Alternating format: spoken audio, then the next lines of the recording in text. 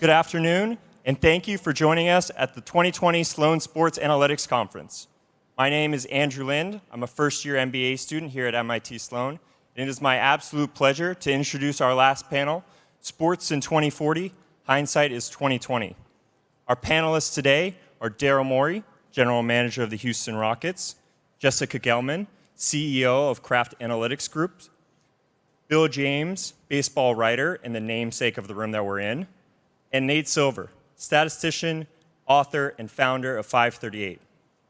Our panel will be moderated by Katie Nolan, host at ESPN and Massachusetts native.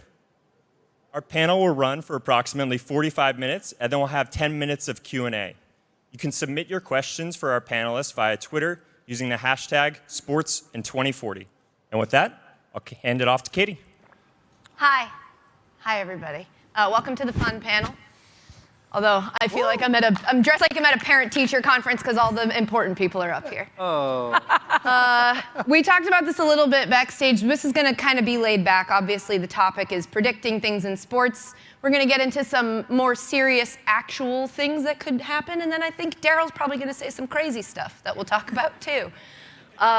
In terms of how to structure it, I think we're just going to run through different aspects of the game and then have a hearty debate about whether or not we think those ideas are viable. Does that sound good to everybody? I don't care. We're doing it anyway. First of all, while we're talking about predicting stuff, Jessica, where's Tom Brady going to go next year? Oh, man.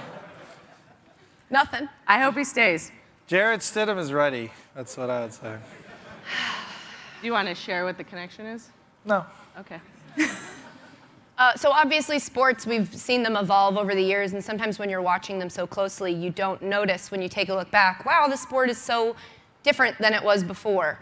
Some of that's with rule changes, which I think we'll get to, but why don't we start with all of this increased technology that we see every year, how do we think that the in-game experience is going to change? Nate, I'll start with you. So for the fans or for the players? Let's start with fans first. I mean, one funny thing about sports is like 20 years is actually not that long in sports, right? If you go back to like 2000, things were different, but not like that radically different, right?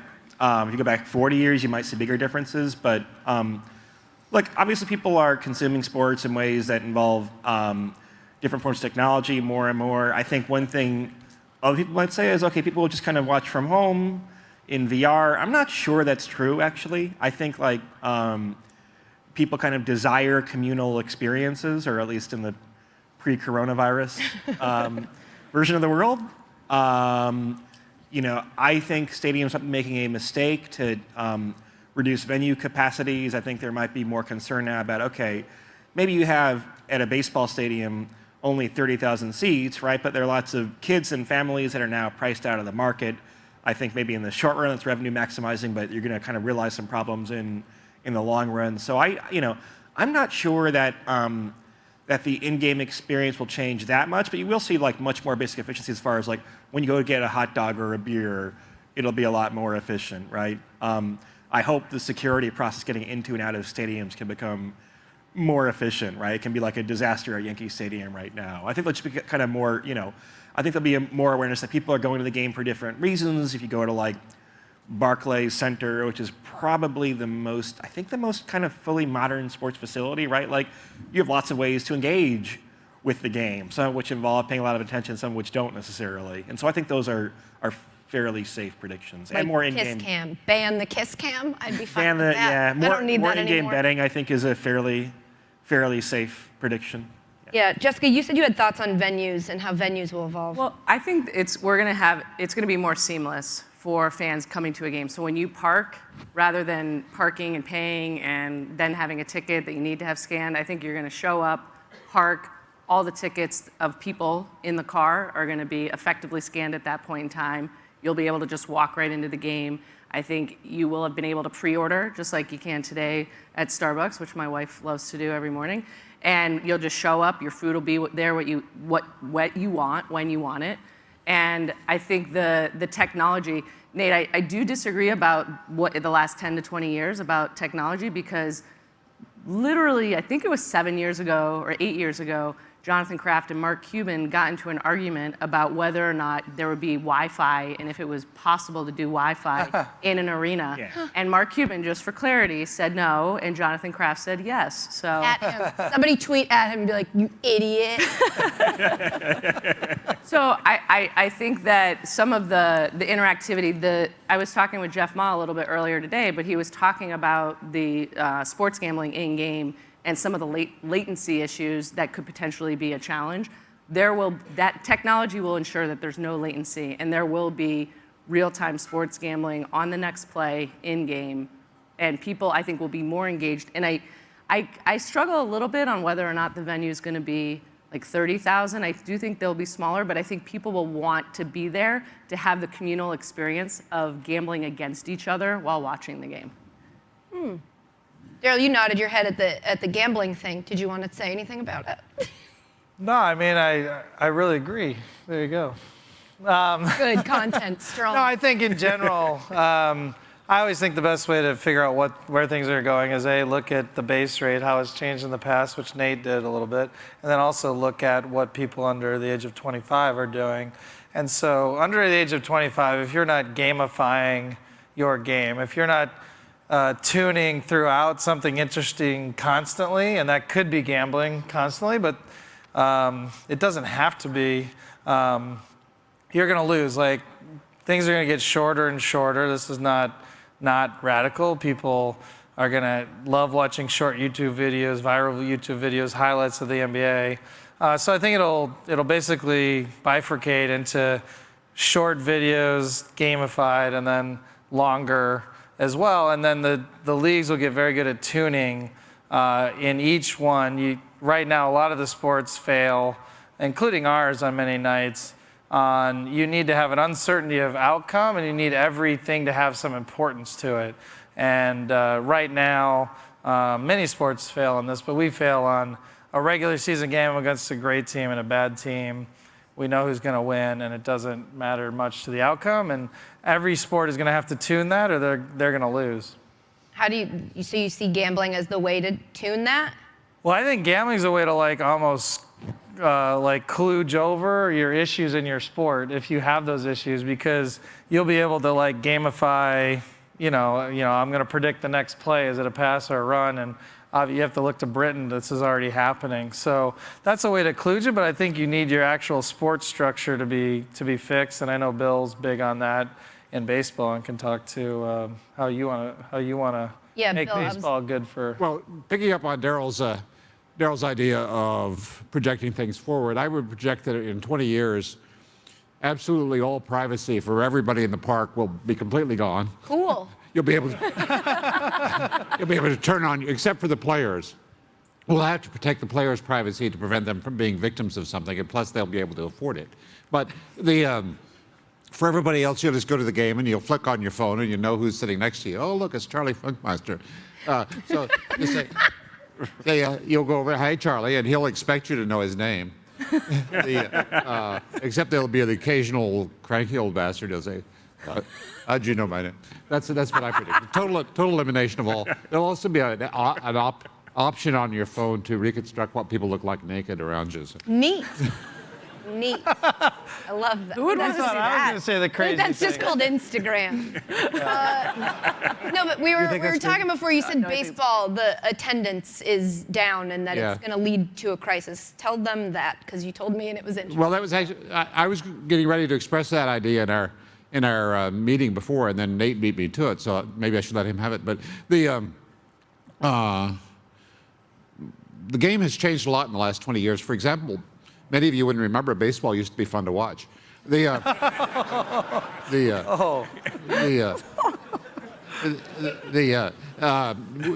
in certain respects, we're on an unsustainable track, right? The number of people watching the game is down. The attendance is not doing well.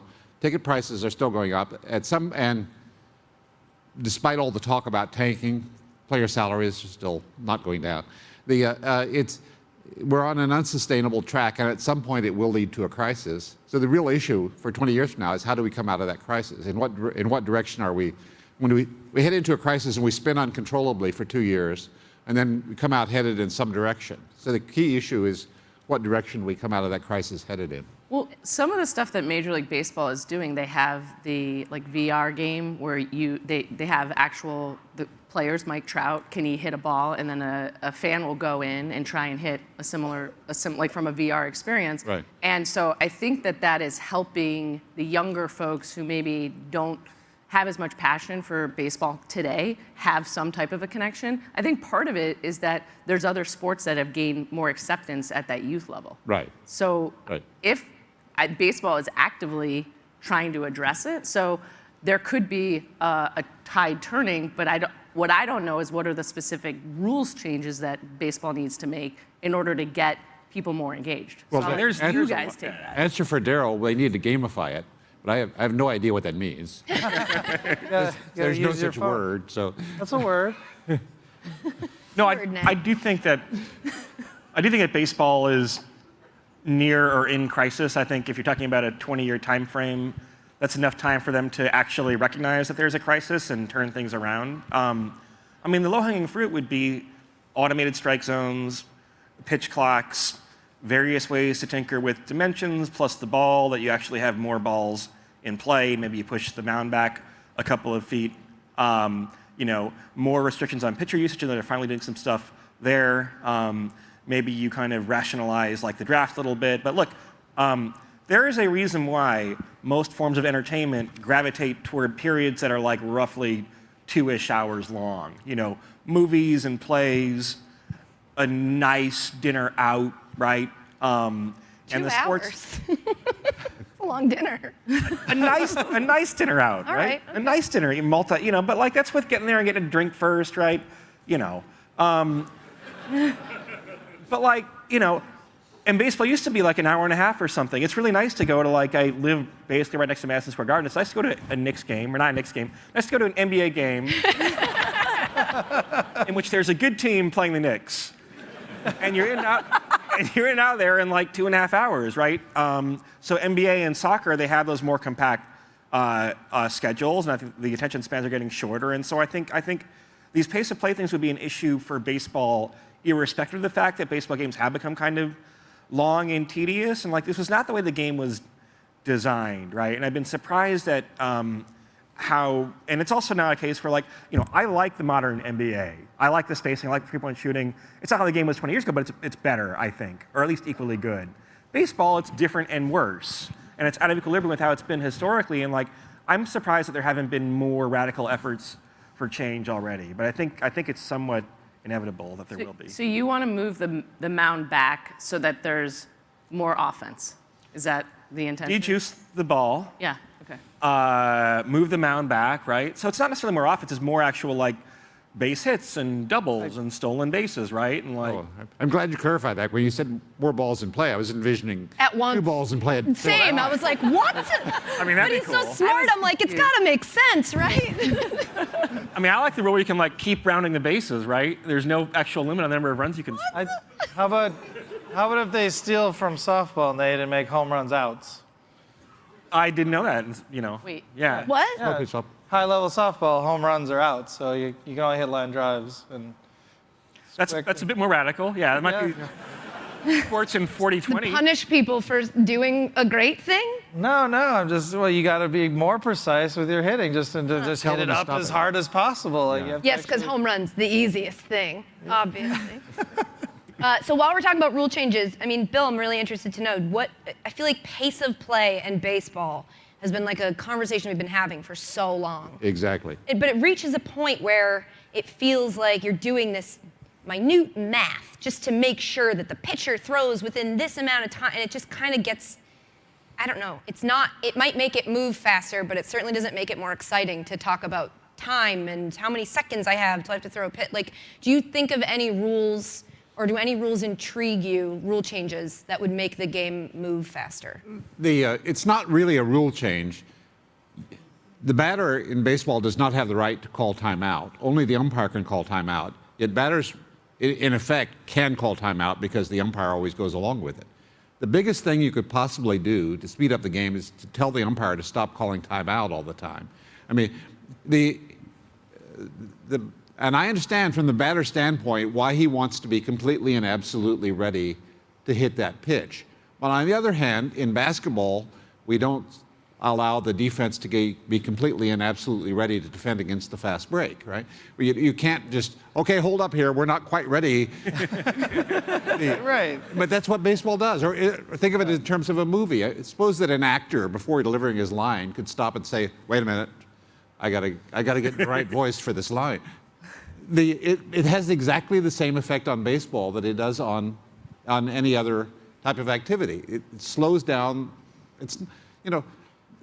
The game just needs to move at a more natural pace rather than a pace dictated by everybody trying to get ready to do what they're doing. With automated balls and strikes, the rule could be just if you can get a strike in there, no one has to be ready. Right. The batter just gets to go, and if they're not there, too bad, strike. That would speed it up. I'm good with it. Yeah, but then when would the Astros player get the signal? Gotta allow time for that. Gotta allow time for that. While we're on the topic of rule changes, any other sports you can think of that needs a 4-point line comes to mind? Is that going to be a thing? We need to do that? I don't think that changes much. I mean, we already shoot 4-pointers. Just give us more points. That is what it would change, Daryl. Thank you. So, you want a lot of changes? Do you have any other rule changes? I'd like to see, why do basketball courts have to be rectangles? What if they were ovals? So I actually love that. I think Yeah? it'd be interesting to have, because baseball stadiums have these interesting different alignments and home court edges, and I think that would be fun. And you could have your own home rules, as long as you had to score into a hoop. I don't think it has to be. Soccer has different sized fields all the time. The NBA allowed different sizes of fields and courts until what? Sometime in the 60s. Yeah, well, that's your department. I didn't know that. In Lawrence? Hockey used to have smaller rinks, right? Didn't Buffalo and Boston have I don't know. I don't know. Yes. I think the Elam ending Elam ending for sure. coming. That should come this year. It's better. It's just better. There's no argument for not using the Elam ending. Yeah. Well, you could, That's if you two had words, to, argue not to use it, is that it's that's not how the game works.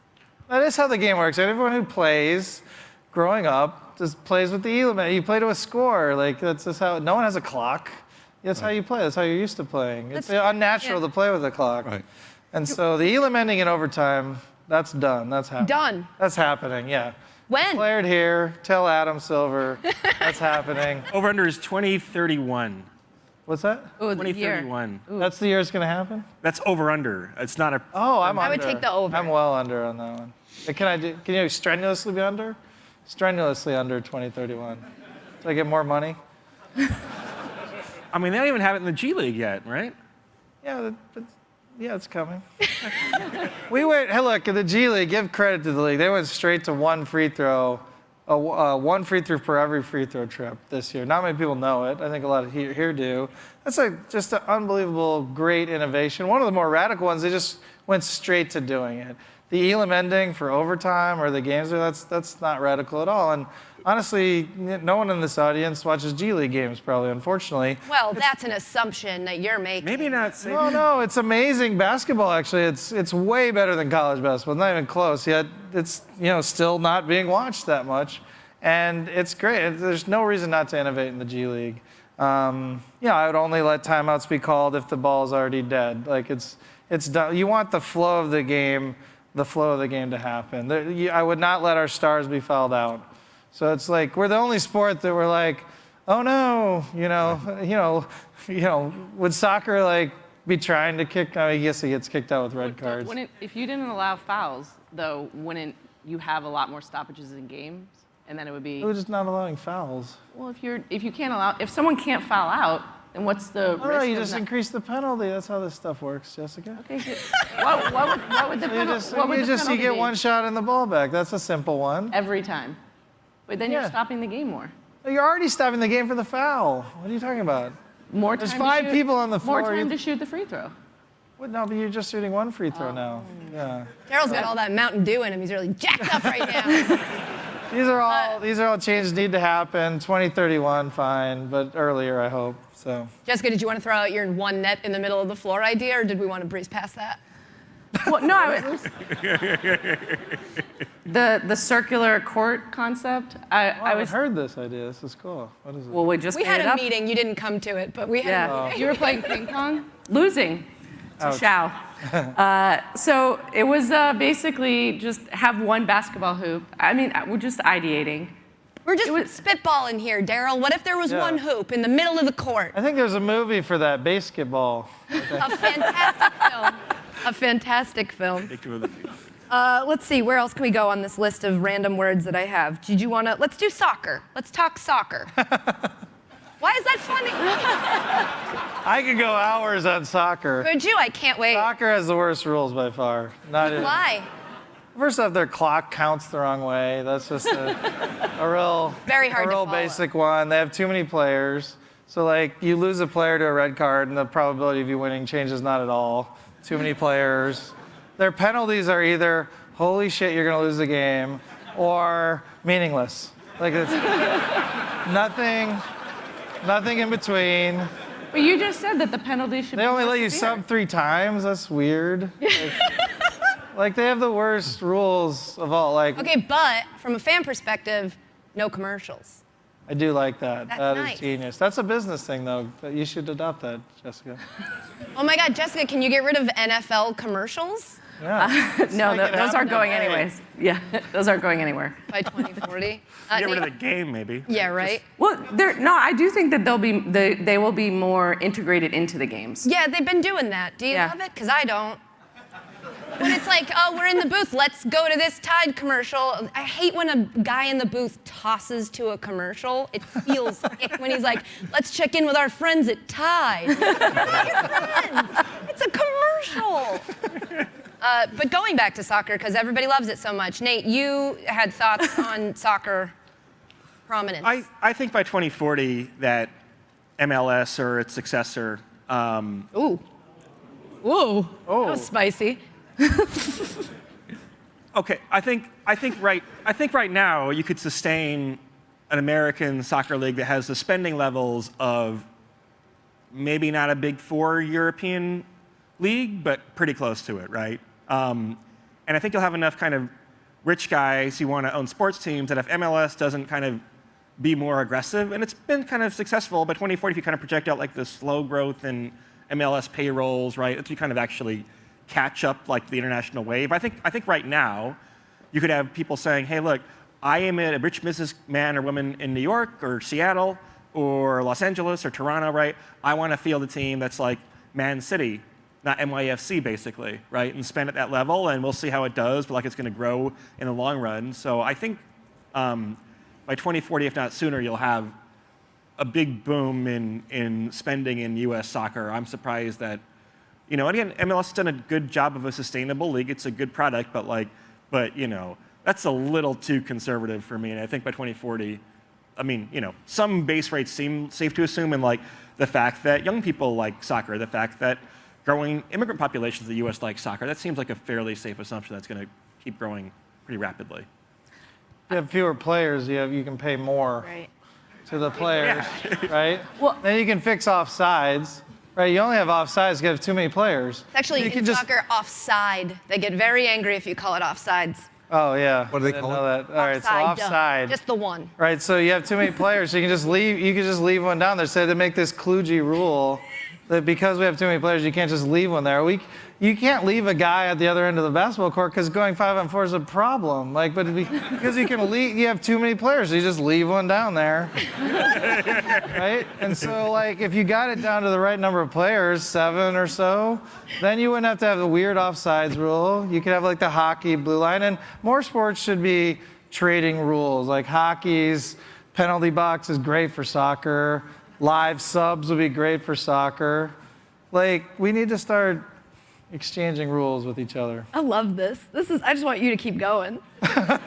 Soccer's easy. They just are messed up. Soccer's easy. It's struggling. But Just so straightforward. But the rules earlier are- you were saying one of the challenges in hockey is that the subs coming in, or you were saying it, the subs coming in at whatever frequency they wanted was more difficult for tracking in the analytics. So I don't agree. I think it's great because you get mixes and matches of people on the floor, and you can. I thought we'd all agreed to disagree with Daryl. What are We you did. thinking on that? No, I was getting you to say something.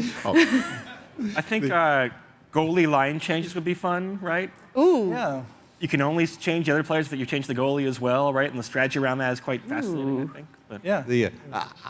I'm never going to get into I'm never going to get into soccer until there are at least 3 goals scored in an average game. I mean, I just do not have the patience to sit and watch, 20 minutes of a game in which the score is the same after 20 minutes as it was But before. it's beautiful. Yeah. It's a beautiful game. Okay. La Joga Bonita. I'm fine with that because it makes goals really special. But you have less players, you just have more goals. You just You're would. really big on this less No, players thing. because in basketball it's provable. As you go like 5-on-5, you score less than on 4-on-4. You score less than on 3-on-3. It's like no one's studying soccer because they're stuck on their 11 players. But like if you Why don't you just make the goal bigger? Exactly. make the goal bigger, but Right. that doesn't solve there's too many players. it's a big There'll be field. more scoring. How many is ideal for you, players on a soccer team? Or I'm like just guessing 7. just guessing. I don't know. Like you should experiment. Like someone decided a long time ago, probably because they were playing pickup, and there's probably. like 22 people were there, so they played. Now, you'd be shocked. This is how things start. Like people. They're like, just- you did what we did? We just had 22 people that day. It's now gospel. Yeah. All right, 7 players. Make it happen. While we're talking about soccer, I feel like this is a good segue with the women's soccer team being so wonderful and us all loving all of them, right? Gender balance in sport is something that I know, Bill, you had something you wanted to say about that. Well, if you think about it in this way,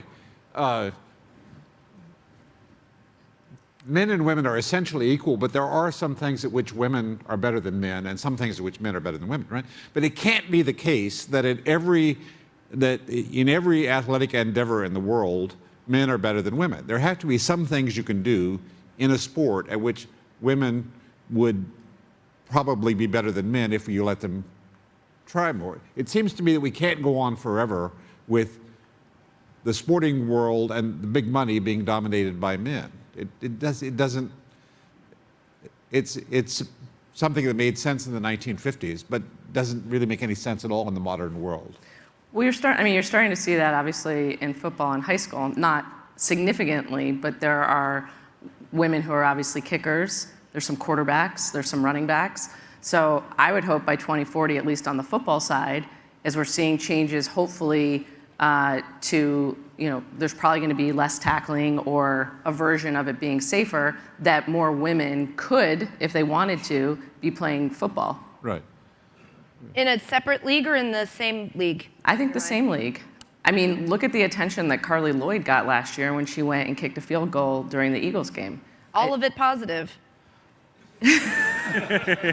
Well, I would think most sports will gravitate to an open division, and then like a low testosterone division or some. No, I'm serious. Actually, Like a transgender. Well, because testosterone is a proven performance enhancement, so you have to choose your set of performance enhancers that you'll have to not allow in the non-open division, and then that'll be the two sports, the 2 leagues. I mean, I think He's like, I'm just like, what are you saying? The high test. and no, low it, test. it solves all the issues with the red-blue fighting. Like you just have Yeah. open and then low testosterone division. I think a hopefully fairly safe prediction is a lot more women coaches, a lot more women who are general managers, a lot more women throughout every kind of level of the sport. Which sounds really cool to say, but like, we've been wanting this for a while. How do you get there? Like, how does that, by 2040, if that's the year we're picking, what changes happen to the point where like a woman can coach a sport and not get attacked for, lady parts? I can't answer except for the last thing. The lower, like the college and minor league divisions have to, for sure, hire a lot of women for it to really start permeating well, because it's really hard at the pro level to take that leap, and a lot of teams have, and we have, and other teams have as well. But like for it to become where your staff is half or more than half or near half women, you need a pool of talent that you can pull from, and so women aren't getting all the opportunities that allow us to say, oh, we're going to take this top college coach or this top college personnel person. I was going to say, just look at this audience right here, and then the lights actually came on unintentionally, and it's like 93% guys still. But like, I think it is important to like, you know, the phrase whatever, diversity and inclusion. I mean, the inclusion part I think is really important. And it starts, you know, kind of at the ground level, and it will take a long time to change. I think what Adam Silver did last year, basically saying it had to happen, is what that kind of a statement, and making sure that people understand the importance, and then it is happening. And basketball, obviously, and baseball and hockey, football, obviously a little bit less, soccer for sure. Where the women are actually playing the sports at the high school level, at the college level, and at the professional level, they have phenomenal knowledge of the game. Sue said it earlier on the Path to Greatness panel, and they also have a different perspective on it. You know, Bill, you and I talk a lot about the women's game and how much you love it, which I of course love. And I think that it's more, there's these societal biases that women can't coach. And it's really, and I see it where even when I'm looking to do recruiting, I will have 50 men that a recruiter brings me, and I'm saying, can you please bring me a woman, like please? And I think that is, for the people who, like yourself, who are in positions to hire women, you have to go and actually be aggressive to find people.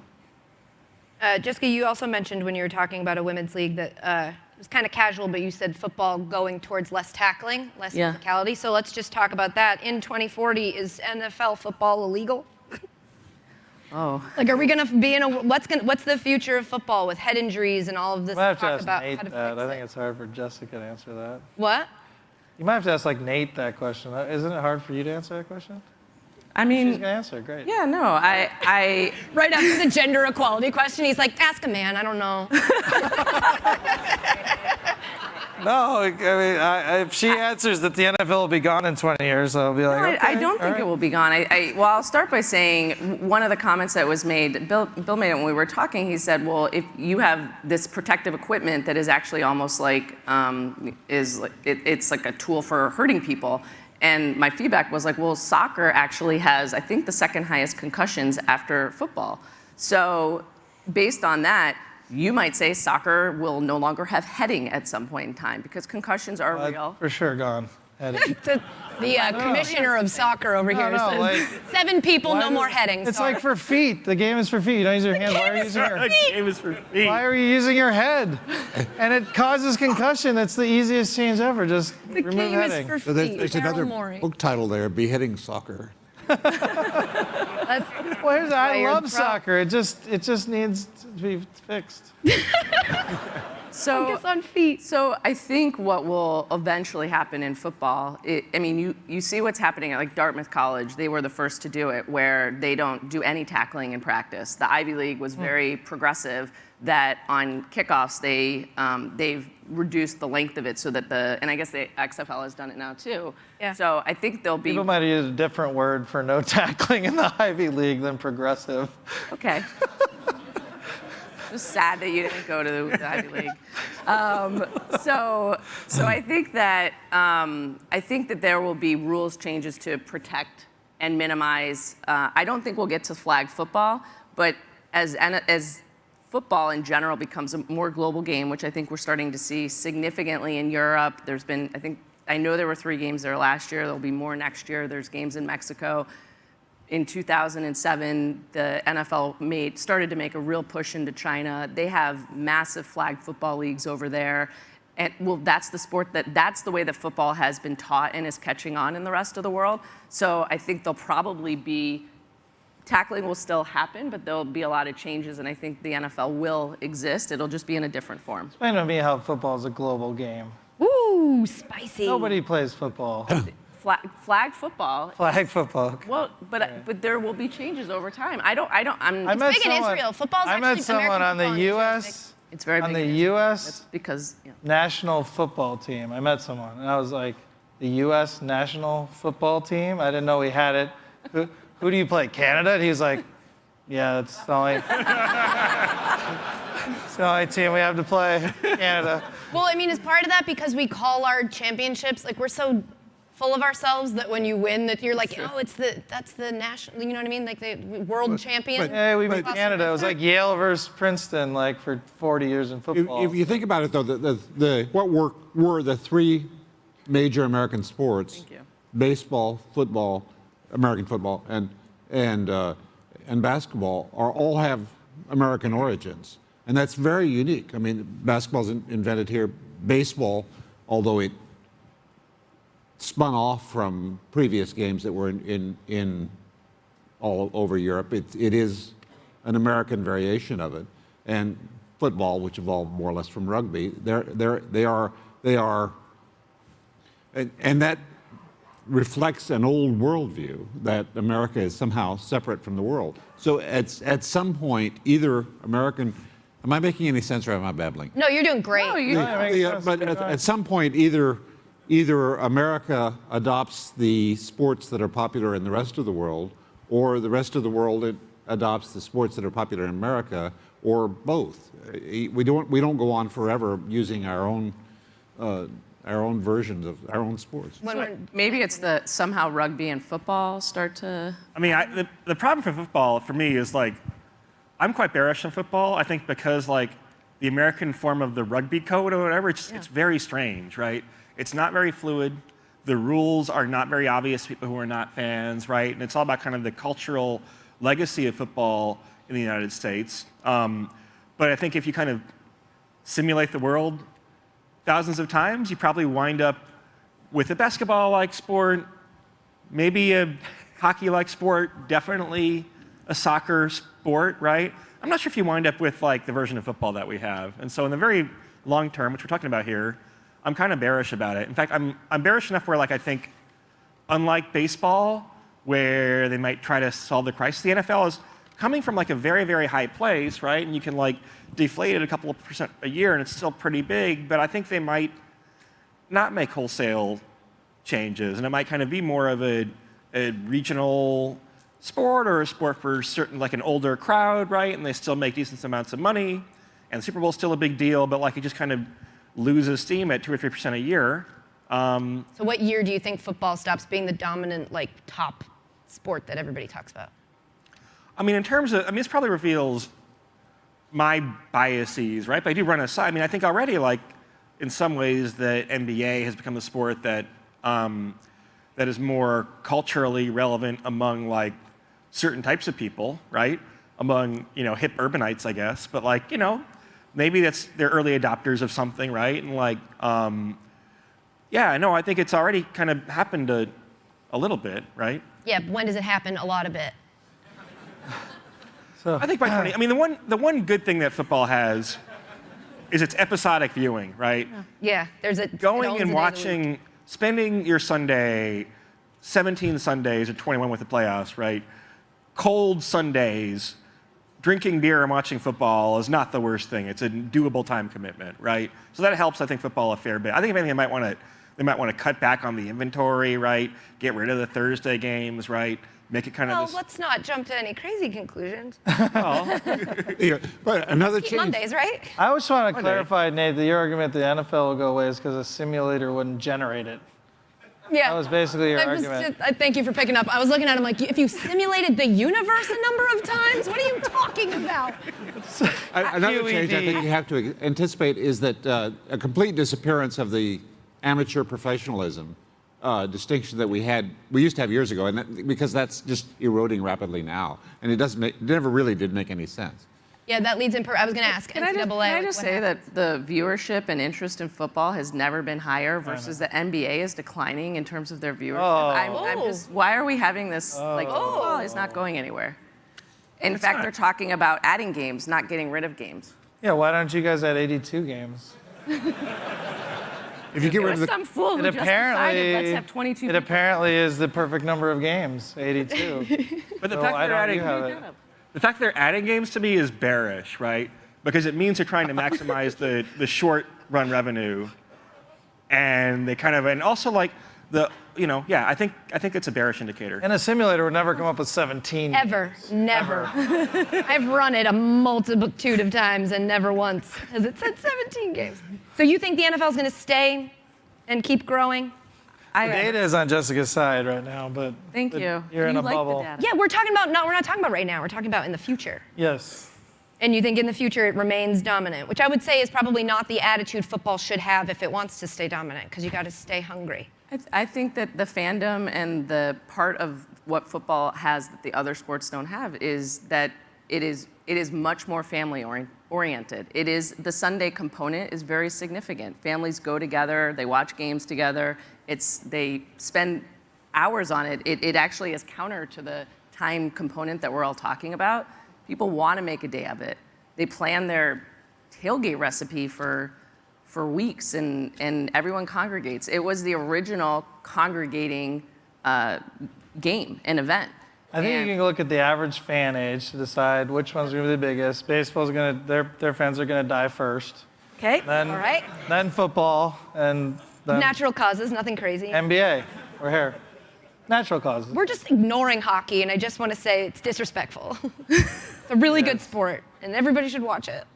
It is a great sport. It's just a super expensive sport. Yeah. They have good rules to steal. Yeah. So you're cool with NHL rules, just not, you don't like hockey. Get rid of the fucking loser point in hockey. The fucking loser point. All right, fair. Should we talk about NCAA, college amateurism? What's the future of that? What does that look like in 20? Are we paying athletes? Are we getting rid of it all? What's the deal? Tell me. I mean, I think I know in hockey you can actually be drafted by an NHL team and they have your rights. You can play college hockey, right? I think there have to be ways for the NBA to consider that. It's kind of mutually beneficial, right? You draft a guy, he has like what's called a gap year, where maybe he makes some money because it's so stupid that these guys who are making millions of dollars for their schools aren't making money, or maybe it's put in escrow or something, right? But there should be ways for you to draft a player, and you can spend a year or two playing in the NCAA or internationally or in the G League. And I think the NCAA is going to become desperate enough that it will happily. I mean, if I were the NCAA, I'd be like, I'll be putting this stuff on this table right now, right? I mean, you talk about short-sighted. The NCAA has not been thinking about its long-term very well, and I think particularly college basketball, like, the NFL is going to go. I mean, when is the NBA going to? I don't know if it's official, but I do know, because there's so much money, like a lot of I think very smart players are choosing to play in Australia, which is an English-speaking country. A lot of the challenges before, they were going to non-English speaking countries. These kids are comfortable going there. They make a decent amount of money, and then they'll come back, and they've been drafted high in the NBA. I think that's a trend. And I know, Commissioner Silver's looking at, G League options as well. So. That's it. Nobody has anything else to say? No, I think it'll actually morph to be.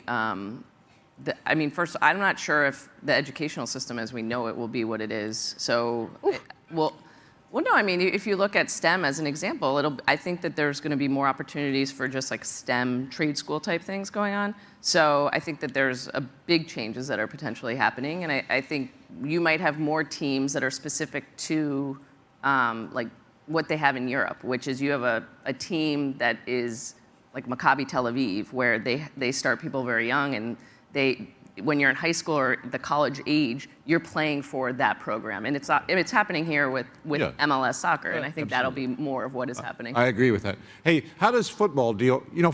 The biggest reason I don't go to football games is you have terrible weather. You have the worst weather. It's true. I think that there will be more dome stadiums in the poor weather locations, unless it's an advantage for that team.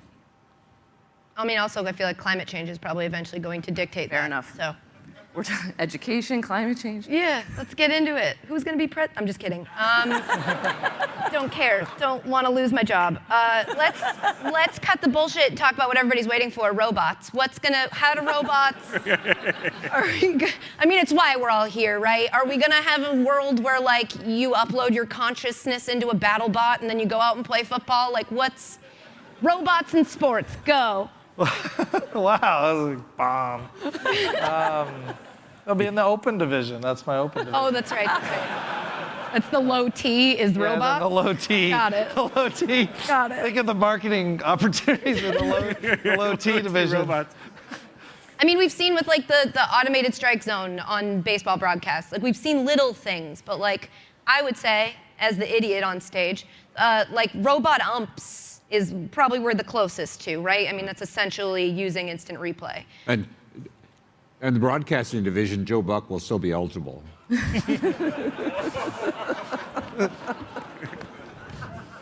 Please note, Katie Nolan stayed silent on that. Let the record show. I mean, talk about tech. I mean, shouldn't we actually have a way to have the the pitcher and the catcher communicate on pitch without actually using their hands, right? I mean, there should be some technology for that, and that would have avoided this whole new crisis that we have in baseball, apparently. Yeah, right. Oh, the cheating scandal to me was a problem for the league office. It had nothing. Like, if they didn't have a rule saying if you were allowed to steal signs like in the NBA, then people would make their signs impossible to steal, or a system, or have a headset like in the NFL. Don't you have like a headset?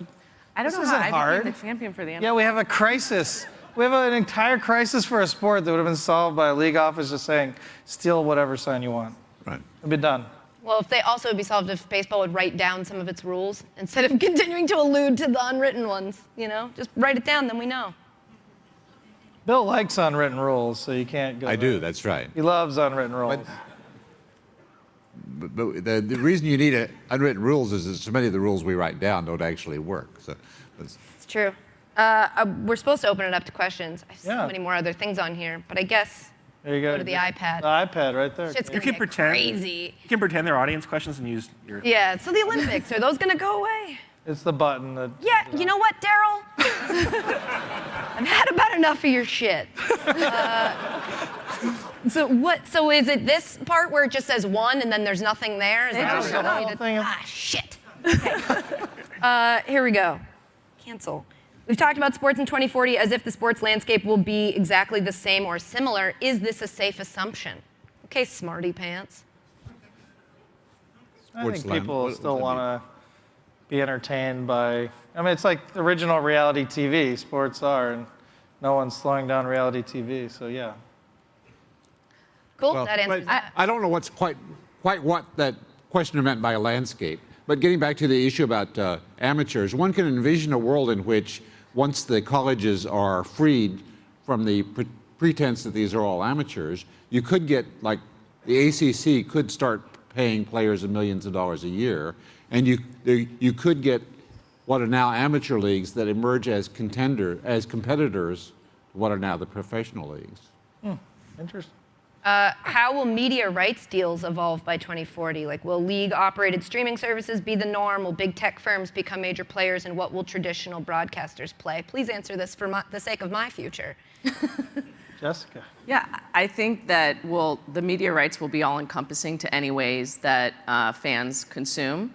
So I would say basically if it's in venue, I guess will we have TVs then? Yes. On your phone, it would all be one deal. I think the leagues will probably want it to be bifurcated because it allows more competition. But yeah, I think it'll be fine. I mean, people want to watch and consume, so the more opportunities they have to do that, the better. Do you think we reach a point, though, where everything goes from, like, I used to turn on my TV and be able to watch sports. Yeah. Then it gets so segmented. Do you think it's like pendulum swinging that eventually someone will be like, hey, what if we took all these separate things and made them available in one place? Which is reinventing cable, essentially, but it's just... No, when the first question came up, I was thinking about, Netflix and how it's very episodic and how, or Amazon or whatever, Amazon Prime, like you're basically getting to choose what you want to watch, and I think there's so many more new sports that are, coming up all the time, which is the one that's going to capture people's attention. I do think that it'll be broader. I mean, ESPN will probably have competition, so sorry. What are you talking about? But I'm sorry, I feel like I'm talking too much, but there is an interesting point there that you remember the old Superstars competition? Yeah. It was actually a great sport. Oh, it's great. It was fantastic, but for some reason they had a peak and then they died. And I never quite understood. They died not because the sport wasn't great, but because there was some failure in marketing it. That somehow is unsustainable. I never quite understood why or how that happened. That was the one Ronaldo Nehemiah won every year, right? Right. Yeah. Nate touched on the MLS, not the MLS, sorry, they get very mad when you do that, on MLS potentially getting overtaken with potential competitor. Like, so XFL, this was something I was going to ask too. XFL is being introduced as this competitor to the NFL. Is there another sports league that you think could be, displaced by a challenger? Will other sports leagues get challengers the way the XFL? Will the XFL make it to the end of the year? All good questions. Go Vipers. I mean, you're looking at me. Like, I don't know, because you're facing, historically, you're the just challengers lit well. to the NFL have struggled. So I'm going to go with the base rate. My sport is the most vulnerable to that. That's all I'll say. Baseball, really? Yeah, Will somebody start an upstart baseball league? That's, we are homers are out. we have put ourselves in a vulnerable position by mismanaging our product. I mean, one thing that's a little bit relevant here is like, are there cities that are big enough to sustain teams that don't have them? I actually think the leagues have probably mined 95% of the U.S. cities, and there are some exceptions we can all probably think of. But I think you're going to see probably more expansion into Mexico City. I think by 2040 you'll see at least 2 or 3 of the major leagues having teams in Mexico. I think the NFL will have a team in London, right? If it's only once a week, it's kind of facilitatable. I think, by the way, with the NFL, the question earlier, I think you probably have more staggered NFL start times, so all the way from 11 until 8, there are some games starting every hour, and because you're kind of streaming different games or using direct ticket, Sunday ticket, then you probably want games that are staggered in at different times. So I think there's things like that will.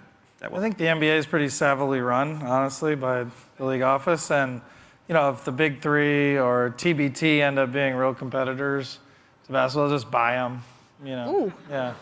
They'll just take them out. That's what, the big competitors do to internet startups. They just buy them and, either... advocating for big business. I love it.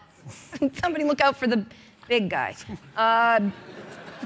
We've talked a lot about traditional sports. Which smaller sports do you project to grow exponentially? Anything from European handball to esports? Darren, I know you play a lot of Rocket League, so I feel like that really must speak to you. Is there any sport you guys see growing? I mean, obviously esports has started to kind of grow, but I don't know, are we going to get into cricket or something here in the States? Pretty big? Well, we may not know. It'll probably be, the field is probably, an unknown field is probably the favorite. Esports for sure are going to be massive, but that's like saying ball games are going to be massive. It's like there's 1,000, so it's like which one?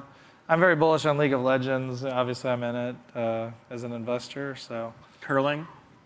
Curling, Ooh, I think. I'm in on that. Curling will struggle just until you can get curling ice sheets in India, to get the talent level up. I don't know. Yeah, not good for global warming curling, I don't think. But. Oh, global warming killing curling. Street curling. Yeah. Ultimate frisbee. Ultimate frisbee.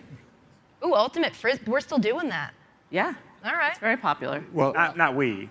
Well, I thought we were going people. to start a league. It's for sure going to be some sort of video game. That's all people play. No one goes out to play ultimate frisbee. I've had a anymore. dream since I was 20 years old of inventing some sort of sport that you could play with your dog. That I'm in. Seriously. I'm in. I would Seriously. like to invest.